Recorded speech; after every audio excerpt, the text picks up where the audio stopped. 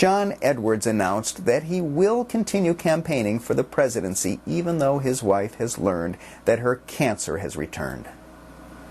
What does this tell us about his ability to serve as president? Some might think that his decision is selfish and shows that he puts his ambition ahead of concern for his wife. I don't think that's the way Edwards' wife of 30 years views his decision. She stood by his side when he made the announcement that he would continue campaigning.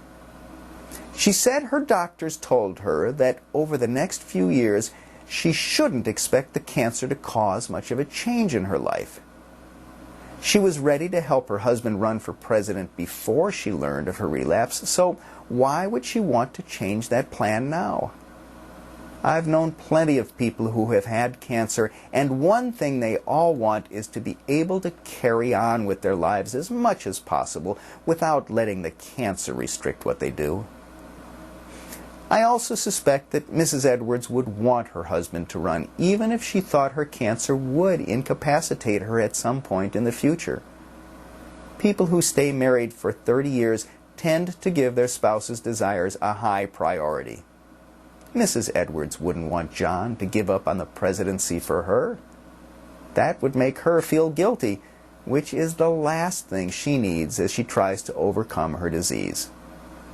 I bet that John Edwards told his wife he would give up the campaign if she wanted him to, and that she told him not to.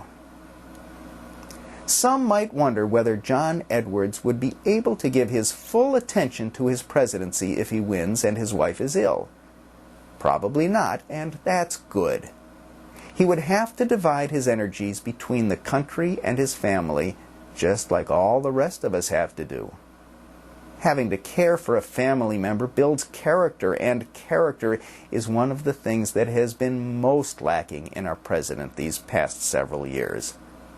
And if it turned out that Edwards' wife stayed healthy, he'd be one of those lucky guys who could go to bed each night thankful for having been given one more day with his life partner and waking up each morning uneasy about what was to come, just like the people whom he would be serving.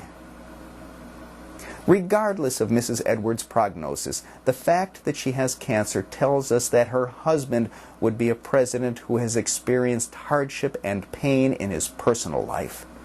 I like politicians who understand suffering. They'll probably be able to relate to other people who have difficulties, which all of us do, and they may even want to help if they can.